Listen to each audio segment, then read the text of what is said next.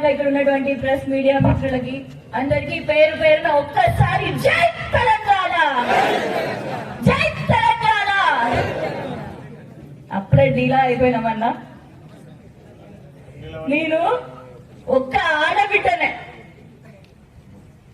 మొన్న రైతుల కోసం 25 కిలోమీటర్లు పాదయాత్ర చేసిన. ఒక్క ఆడబిడ్డని ఇదే పెద్దపల్లిలో ఒంటరిగా ఉంటానా. మరి ఆడబిడ్డ గొంతు ఇంటుంటే మీ అందరి గొంతు ఎంతుండాలన్న. ఒక్కసారి జై తెలంగాణ, జై తెలంగాణ. మరి నాలాంటి తెలంగాణ ఆడబిడ్డలకి మమ్మల్ని ముందుకు తీసుకొని పోయేలాంటి రోజు ఈ దీక్షా దివస్ రోజు. ఎందుకంటే ఆయన ప్రాణాలని సైతం పణంగా పెట్టి ఉంటే ఉంటని పోతే పోని అని ప్రాణాలనే మన కోసం, మన తెలంగాణ రావడం కోసం పోరాటం చేసినటువంటి వ్యక్తి కేసీఆర్ గారు. మరి ఆ బాపు ముందడుగు వేయడం వల్ల, ఈ గులాబీ రంగు కండువ మెడలో ఉండడం వల్ల ఈనాడు ఎంతటి ధైర్యం వస్తుంది మనకి. ఒకనాడు ఒంటరిగా బయలుదేరిండు, గులాబీ రంగు పార్టీ ఒంటరిగా పెట్టిండు.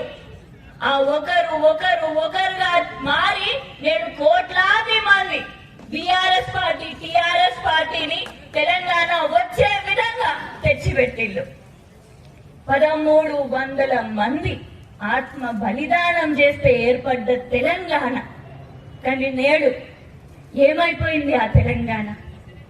ఏమైపోయింది ఆ తెలంగాణ? నేటి తెలంగాణలో 50 మంది మన తెలంగాణ పసి బిడ్డలు ఆత్మహత్యలు చేసుకుంటున్నారు. పురుగుల అన్నం తిని సస్తాలు.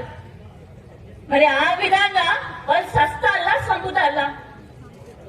సంపుతారు. సంపేది ఇంకెవరో కాదు, నేటి కాంగ్రెస్ ప్రభుత్వమే.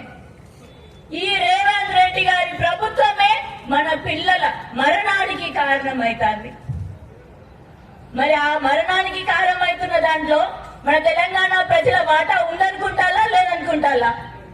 బరాబర్ ఉంది. ఎందుకంటే ఏరి కోడి మరి కాంగ్రెస్ కి చేయికి ఓటేసి నేడు వాళ్ళకి పీఠం మీద కూర్చున్నబెట్టిన తర్వాతనే లగచర్ల అయింది.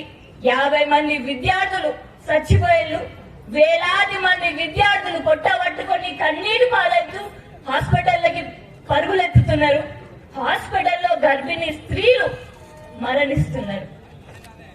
మరి మన బాధ్యత కూడా ఏ చేతితోటైతే చెయ్యికి ఓటేసి కాంగ్రెస్ ప్రభుత్వాన్ని అక్కడ పెట్టినామో, మరి ఆ తెలంగాణ ప్రజలు నేడు మళ్ళా